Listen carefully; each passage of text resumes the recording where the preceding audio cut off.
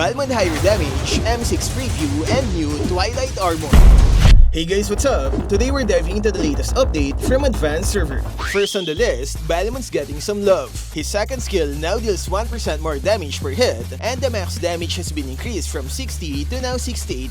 The devs noticed that Balmond was falling behind other junglers, so they decided to give him this long overdue buff. Looks like it's time for another Balmond season, guys. Next, we've got some exciting changes for Chip. He can now teleport to any of his spots on the map without the requirement to step on a portal. As you can see, I can move to any of the 4 spots even though I'm on my base.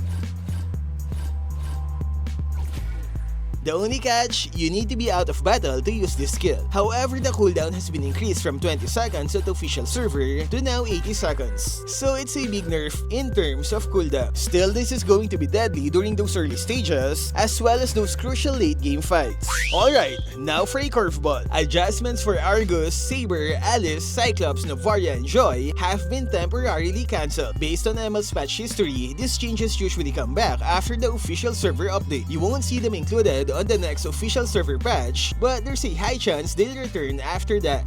Next is the Revamped Hanzo, where they are changing the penalty when his ghost form is killed. No more long cooldowns, but he will be slowed and revealed in the minimap, just like his official server version.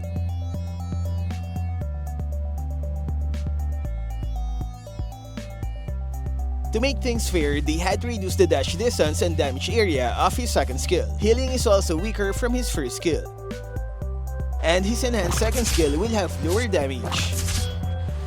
Moving on, we have some attributes adjustment on the Revamped Granger. These changes are mainly a way to balance his early and late game strength. Expect this revamp to drop soon, probably this month. Next, let's talk about Zhuxin. The passive nerf is back, where they lowered her maximum stacks to 20 while increasing its mana regen per stack. Her second skill's damage is back to what it was on the official server. Basically, it's a nerf since she can't pull enemies as frequently as before because the skill consumes mana pretty fast. I guess this should be enough to release Zhuxin from the ban section.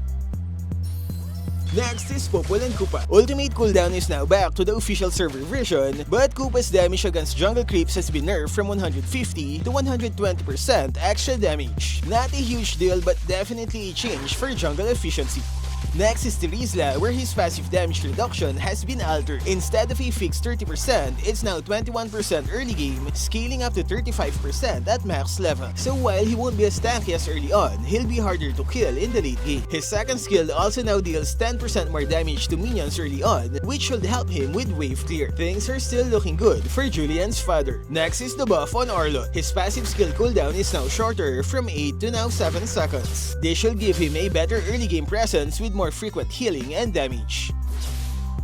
Next is Nolan, where they remove the heal effect when triggering his passive rifts. That means the only adjustments happening are his skill cooldowns. Basically longer cooldown on his skill 1 and 2, while ultimate is cut short by 3 seconds. Next is Lolita, and her shield scaling has been nerfed further. Remember, it's now based on HP and magic power. This should weaken the amount of shield she can give to her teammates. Next is Zhask, where they've added 5 points of damage to response basic attacks. However, when compared to official server, Zhask already has 60 points. That means this update is still a slight nerf when compared to his current version.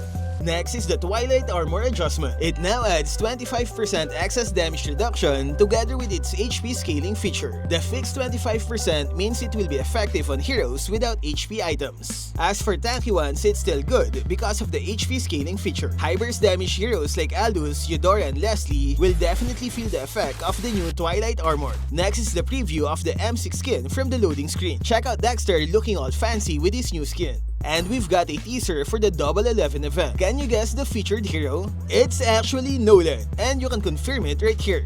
Plus, there's also a sneak peek at the yearly promo Diamond event. Lastly, we've got some fresh visual effects. When you kill a hero, tower, or the lord, the HP bar now has a shutter effect. The turtle also has a disappearing effect when killed. And the victory and defeat animations are more dramatic than ever. That defeat is gonna hit harder than normal. So that's it for our weekly advanced server update. Are you excited for the M6 skin? Will the new Twilight Armor shake up the meta? Share your thoughts in the comment section. That's all for this video. Stay safe and thank you for watching.